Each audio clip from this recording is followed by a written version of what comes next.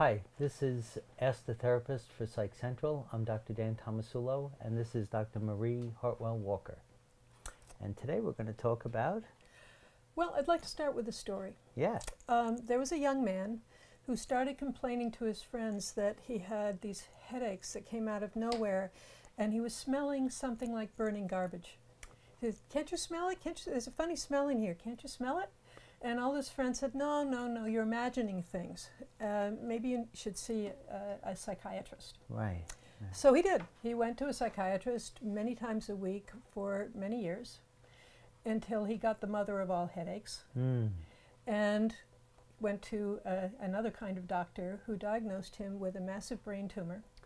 Oh. And he had surgery, and the surgery was successful, but the patient died. Right. And that patient's name was George Gershwin, one of the greatest composers in American music. Wow. And you're probably familiar with Rhapsody in Blue and Yeah. Porgy and Bess. And Yeah. he was 38 years old. Now, why was he going to a psychiatrist instead of to a head doctor? Neurologist. You know, Yes, you know? yeah, right. And the reason has to do with cultural bias.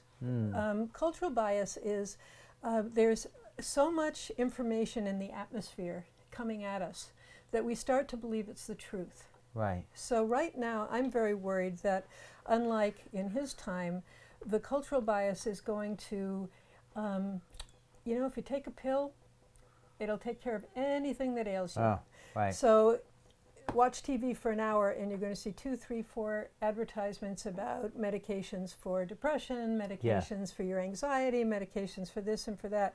And we're developing a cultural bias that all things are caused by some gene or chemistry or something in our bodies. Yes. And right. I think it's really, really important for us to start teasing out when people have symptoms. Right. Is it psychological? Is it biomedical? What is it? But I'm very worried about the assumption that's beginning to get into our culture that what you need to do is take a pill. Yeah. You know? Do you have any?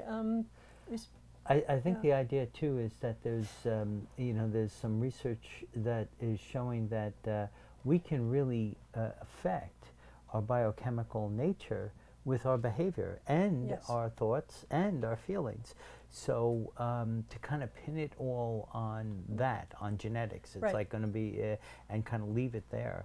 You know, it's interesting, I got to hear Ed.D, who is one of the leading researchers in the field in subjective well-being, and he was one of the ones who did the original studies on saying, you know, we think it's about 50% genetics.